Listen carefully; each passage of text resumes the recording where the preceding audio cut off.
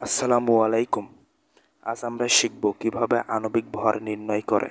এই আণবিক ভরের আরেক নাম আমরা বলতে পারি, আণবিক ভরের আরেক নাম আপেক্ষিক আণবিক ভর। আপেক্ষিক আণবিক ভর এবং আণবিক ভর একই জিনিস।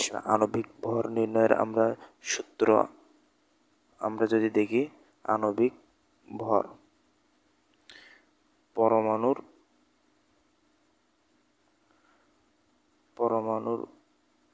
ভর পরমাণুর ভর ইন্টু পরমাণুর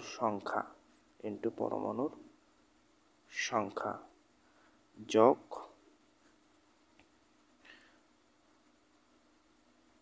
পরমাণুর ভর ইন্টু পরমাণুর সংখ্যা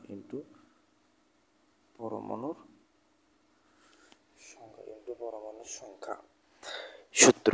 আমাদের আণবিক ভর নির্ণয় সূত্র জানার পর আমাদের জানতে হবে কিছু মৌলের পরমাণুর ভর। সূত্র জানার পর আমাদের কিছু পরমাণুর ভর সংখ্যা জানতে হবে। যেমন অক্সিজেন এর ভর সংখ্যা আমরা জানি 16, হাইড্রোজেন আমরা জানি হচ্ছে কি 1, ক্যালসিয়াম আমরা এর ভর সংখ্যা জানি 40।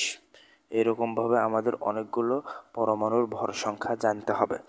এই ভর সংখ্যাগুলো জানতে হবে। কেন ভর সংখ্যা জানতে হবে? কারণ আমরা সূত্রে দেখতে পারতেছি আমাদের পরমাণুর ভর এবং পরমাণুর সংখ্যা আমাদের কি জানতে হবে। তাহলে আমরা যদি এখন উদাহরণের মাধ্যমে এগুলো দেখার চেষ্টা করি, তাহলে আমরা সহজে বুঝতে পারবো। আমরা এখন কি যৌগের আণবিক ভর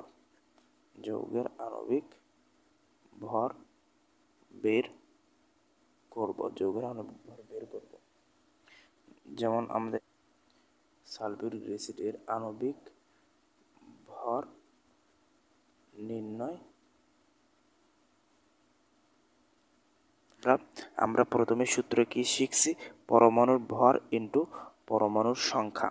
তাহলে এখানে আমরা প্রথমে লিখব কি পরমাণুর ভর। যেমন আমরা জানি হাইড্রোজেন, তাহলে এখানে হাইড্রোজেন পরমাণুর আমরা ভর জানি হচ্ছে কত?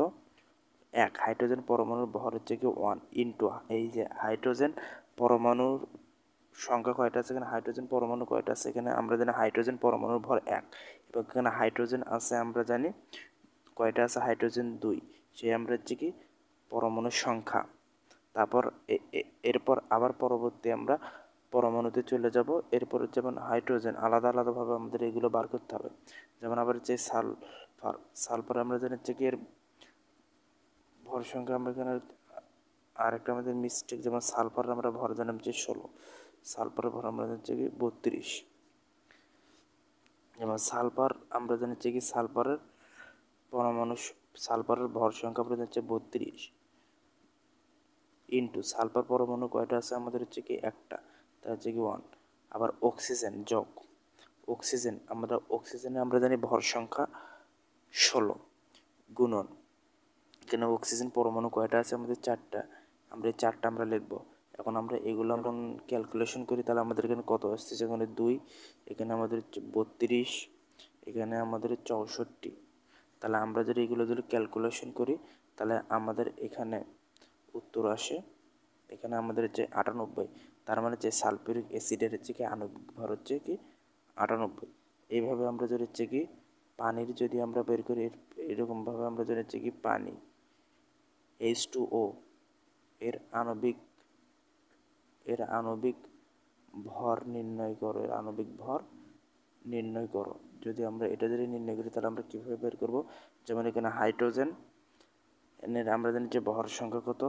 1। আর হাইড্রোজেন পরমাণু কয়টা আছে আমরা যে 2টা।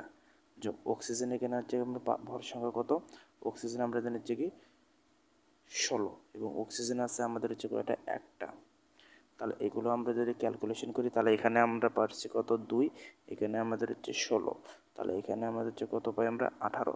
তার মানে অক্সিজেনের আণবিক ভর 18।